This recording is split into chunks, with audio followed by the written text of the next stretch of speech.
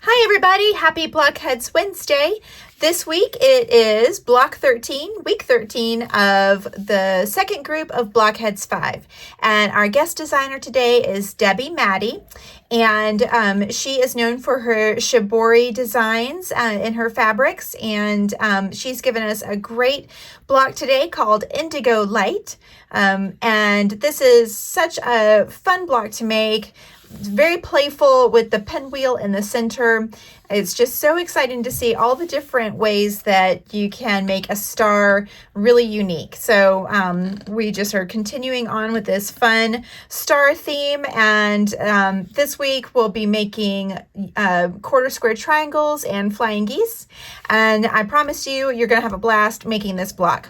So I've got my finished block here, and I just really love how it turned out, and can't wait to walk you through making all the different units of this Indigo Light star block. So let's take a look at the pattern and get started sewing. Our cutting goes pretty quickly for this week's block, so I've got my A squares here. These are going to be my corner squares for my block. Then I've got my larger B square and smaller C squares. That's going to be for our 4 at a time flying geese.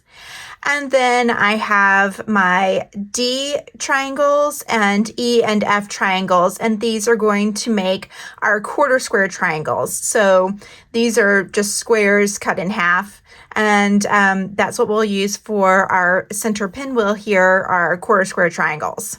I'm making the 6-inch block, so I'm using these measurements in the left column of the cutting instructions, and I'll refer to these measurements as we go through the video. Our first step is to make our flying geese, and we use the 4 at a time, no waste flying geese method in Blockheads.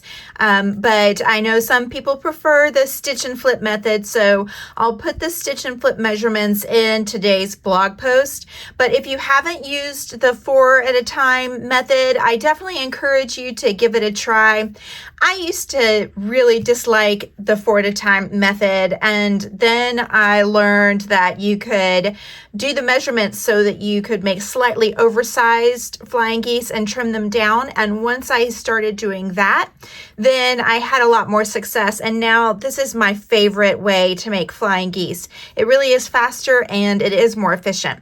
So if you want to mark a line from corner to corner on the back of your C squares, I use seam tape, so I don't mark a line on mine, but if you don't have seam tape or just prefer to mark a line, you can do that. And then we're going to sew a scant 1/4 inch on either side of that marked line. If you're not familiar with seam tape, this is one example of seam tape. This is another one.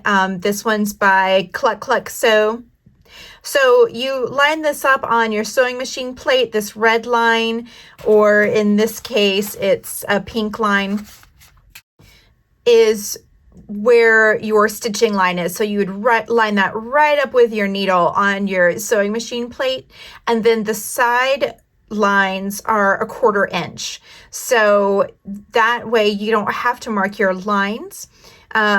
In this case, when we're making the 4 at a time flying geese, we don't want to line up our point right on this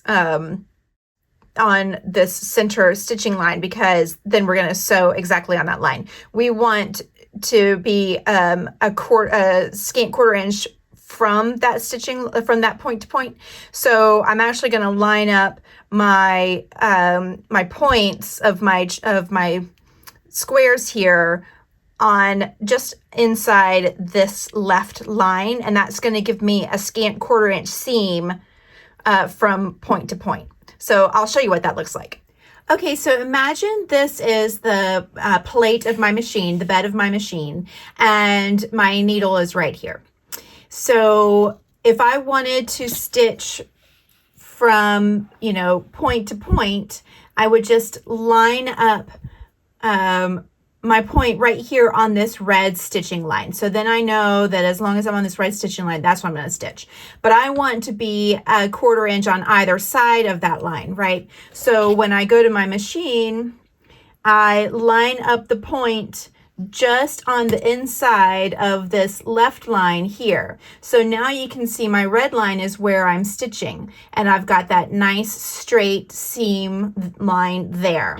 And then when I turn it around, I do the same thing. I'm going to line this point up just to the right of this left line. And once again, I've got my nice straight seam line. So that's how you're going to use the seam tape on your sewing machine bed to avoid having to mark those lines on all of your squares. So you can see here I've got my first two stitch lines done. So now I will cut these apart right here, right down point to point, and I'm going to press these out on each side, and we'll repeat the process with the other squares. Okay, I've cut that square and I've pressed the triangles out, and so I have two of these now, and I have two more of these squares, and that's how I'm going to get my 4 flying geese. So I'm going to take one square and I'm going to lay it right sides together just like this, and now I'll sew. If you've marked your line from point to point, you'll sew a scant 1/4 inch seam on either side, or again, you can use your seam tape. And let me show you a great trick so that you know how that you're lined up properly. So when I'm sewing here at the top where the triangles are, when I put my point just on the inside of this left 1/4 inch seam line, then my stitch line is right there in the little valley where this top square meets this triangle. So that's how you know you're all lined up. And when you turn it around and go this way, you'll find that at the end of your square, it's the same thing. You should see that stitch line right there in the little valley. So now I'm going to stitch for both of these on either side of my marked line, or on either side of my point to point line, and I'll trim and press out, and I'll end up with 4 flying geese. Okay, so again, you can see how just keeping my point right on the inside of this left 1/4 inch line on my seam tape has given me a nice straight seam, and you see that my stitch line was right there in the valley where the top square meets the triangles on both sides. So that's just an extra way to check and make sure that you're lined up correctly as you're stitching on this part of the flying geese. So now I'm ready to cut these apart, and that will give me 2 flying geese. And I've mentioned before that for smaller units like this, I don't always bring out my rotary cutter. I just use my fabric shears, and I can just cut really quickly this way, and it saves me from having to bring out my rotary blade. It goes a little bit faster. So now I'm ready to press these out, and I'll have my flying geese done and ready to trim. So for the 6-inch block, I'm going to trim them to 2 inches by 3.5 inches. And then if you're working with the 12-inch block, you're going to trim your flying geese to 3.5 inches by 6.5 inches. So let's talk about how to trim down your flying geese per the pattern instructions. Whichever size you're making, you want the point of your flying geese right here to be at the halfway point of what your trim size width is. So for example, I am making the 6-inch finished block, so my flying geese needs to be trimmed to 3.5 inches wide. So half of that is going to be 1 3/4. So I want to make sure that on my ruler, I'm finding the 1 3/4 inch mark, and that's where my point is going to go, is going to line up on that 1/4 inch, 1 3/4 inch mark. And then I want to make sure that I'm lining it from the top. I've got my 1/4 inch seam allowance lined up. So it's really going to be at the 1/4 inch mark down from the top of my ruler, and then 1 3/4 inches from the right side of my ruler. So you can kind of see how much I'm going to be trimming away here. I do like to give you measurements that let you make oversized units to trim down, because I think it's very, beginner and intermediate friendly, and it just makes for more precise units in the end. So more advanced stitchers might not want to trim quite this much, but I've been sewing for a long time and I still like to have oversized units that I trim down. I just think I get a better result that way. Now, if I was making the 12-inch block, I would want to line my flying geese point up at the 3 1/4 inch mark of my ruler and 1/4 inches down, because that is the halfway point for the width of the flying geese in the 12-inch blocks. But I'm making the 6-inch, so I'm going to the 1 3/4 inch mark. So I'm going to trim along here, and then I'll turn my block around and line it up and trim from the other side. Okay, I've trimmed along the along two sides, the first two sides, and now I've turned it around. And now I can just line up my flying geese unit with the ruler according to the final trim size. So it's 2 inches by 3.5 inches. So I'll look for 3.5 on this side, and I'll look for 2 inches down this way, and I'll line my unit up that way. Turned around this way, there's my 1/4 inch seam allowance right there. And then I've got over 1 3/4, just like before, okay, down here. So that's where my point is of my flying geese unit. And then these nice diagonal lines are lining up with my triangles. So that's an extra check to make sure everything's lined up. And now I can do the last bit of trimming, and my flying geese unit will be trimmed and ready to go. Okay, my flying geese are trimmed and they're ready to set aside while I move on to the next step, which is to start making our 1/4 square triangles. So we're going to start with our E and F triangles. So now these used to be squares and we cut them in half on the diagonal. So we've got that bias line there. So we want to make sure that we are sewing along the straight edges of our triangle pieces. Okay, and you want your E triangle to be on the left. So we're going to line them up this way and stitch a scant 1/4 inch seam along this straight edge. Okay, I've got my EF units made, and I have pressed towards the E triangle because the E triangle is what's going to make our little pinwheel when we put our 1/4 square triangles together. So I want that to kind of stand out a little bit more. So I've pressed towards the E triangle. So now I'm ready to join a D triangle to my EF unit here. So I'll just place these right sides together, and I will stitch a scant 1/4 inch seam along this bias line so that when I fold this out, I'll have my 1/4 square triangle.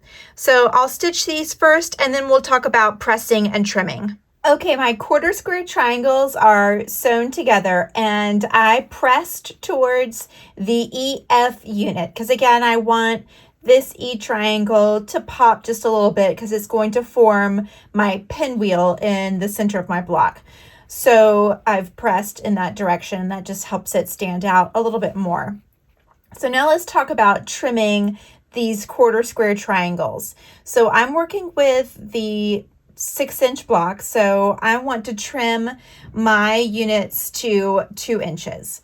So I want to have this point right here, right where my two smaller triangles, my E and F triangles meet. I want that to be at the halfway point of my unit. So that's going to be 1 inch. Okay, so when I line up my ruler here, I want that 1 inch mark to be right there where my EF triangles meet.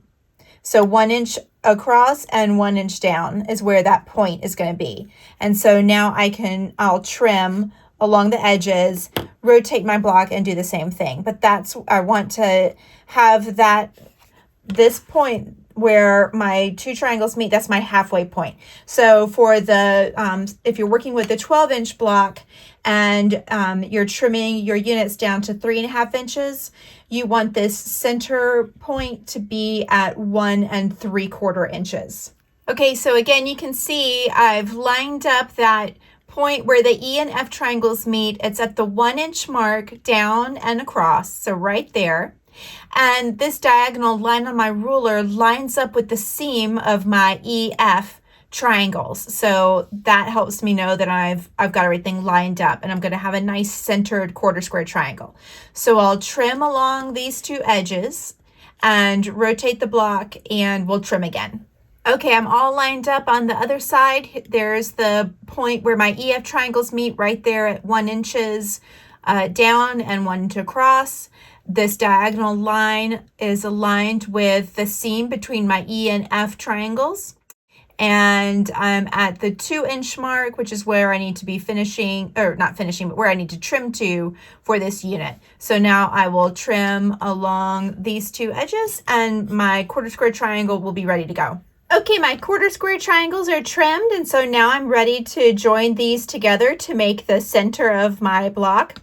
So when I sew these together, I'm going to press in opposite directions so that the seams will nest. So basically, I'm going to press towards whichever one has the E triangle going along the seam. So I'll press towards this direction for the top two, and then I'll press in this direction for the bottom two, and that way my seams will nest when I join these all together. Okay, my center pinwheel is assembled. So I've got my quarter square triangles sewn together, and I decided to press the seam open when I joined the top two with the bottom two. And I did bring out my easy press pin so I could get a nice flat seam. There is a fair amount of bulk there, so it definitely helped to use that easy press pin and get a nice flat seam. So this is so cute. So I have mine trimmed to 3.5 inches. That's for the 6 inch finished block. So now I can start assembling my full block. So I'll get my flying geese in here, and then I'll grab my A squares, these corner squares, and I will start assembling my final block. Just a quick reminder, when you're sewing your flying geese to the center pinwheel, make sure that you have your flying geese unit on top, because then you can make sure that you keep your point, especially if you're not sure that you are going to be able to keep your point when you're sewing it together, and then you can kind of ease in. If I'm sewing this way, I'm not going to see where the point of my flying geese is. But if I sew with that flying geese on top, as I stitch my scant 1/4 inch seam, when I get to the point of my flying geese, if I need to ease it over just a little bit to make sure I retain that point, it's a whole lot easier to do that. So I always sew with my flying geese units on top. Okay, my Indigo Light block is done, and I just love this block. This was so much fun to make. So as I was joining the rows together, I pressed towards the flying geese. Even on the center row, I press towards the flying geese.